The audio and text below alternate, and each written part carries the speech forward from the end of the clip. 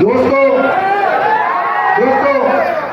CR પાટીલે ઉપાડો લીધો, અહીંથી ધારાસભ્ય તોડું, અહીંથી તોડું, ત્યાંથી તોડું, ઓલાને લઈ લઉં, આને લઈ લઉં, આને લઈ લઉં. ગોપાલ ઇટાલિયા સુરતની બજારમાં ઉભો રહે ચેલેન્જ મારે છે કે સીઆર પાટીલમાં દમ હોય તો હવે પછી ગુજરાતનો એક ધારાસભ્ય તોડીને ખાલી ચૂંટણી કરી બતાવે. હું જોઉં છું કોણ છે. હવે પચપંડો કરાવે અને ચૂંટણી લાવે, પેટા ચૂંટણી ગુજરાતની ગમે સીટ ઉપર સીઆર પાટીલ સામે મોરણો મારી દો. દોસ્તો ગુંડાગીરીની હદ વટાવી પાટીલના કામમાં. દોસ્તો રાજનીતિને ખાડે લઈ જવાનું, તળિયે લઈ જવાનું કામ આ સુરતની ટોળકીએ કર્યું. દોસ્તો મને એ વાતનું એટલું બધું દુઃખ છે એ વાતનું કે આમ ન હોય. આ ગુજરાત સરદાર પટેલ, મહાત્મા ગાંધી જેવા પુરુષોનું ગુજરાત છે, જેણે આખી દુનિયાને દિશા બતાવી.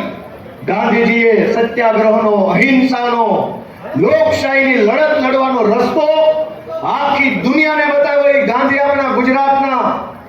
જે સરદાર પટેલે માણસને બળુકો બનાવવાનું કામ કર્યું, ખેડૂતો માટે સત્યાગ્રહ કર્યા, સરદારનું બિરુદ મળ્યું ખેડૂત માટે લડતા. ઈ ગાંધી અને ઈ સરદારના ગુજરાતમાં બુટલેગરોના હાથમાં સરકાર આવી. એ વાત ખટકે છે મને. ઈ વાત ખટકે છે કે ગાંધીનું ગુજરાત બુટલેગરના હાથમાં ન હોવું જોઈએ ભાઈ સાહેબ.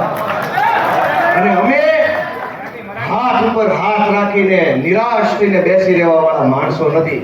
અમે સંકલ્પ કર્યો કે કોઈ બોલે કે કોઈ ન બોલે, કોઈ લડે કે કોઈ ન લડે, કોઈને ફરક પડે કે ન પડે, ગોપાલ ઇટાલિયા આમ આદમી પાર્ટી ઈ લડશે, બોલશે, અવાજ ઉઠાવશે ને બુટલેગરોને હટાવી જનતાનું શાસન લાવશે.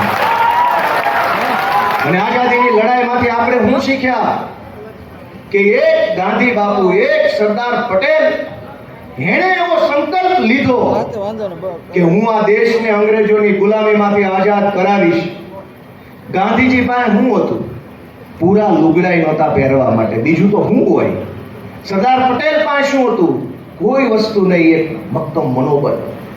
અંગ્રેજો પાસે પોલીસ, અંગ્રેજો પાસે તોપ, અંગ્રેજો પાસે બંદૂક, અંગ્રેજો પાસે પૈસા, અંગ્રેજો પાસે ગુંડા, અંગ્રેજો પાસે તમામ સત્તા, અને એક બાજુ ગાંધી અને સરદાર.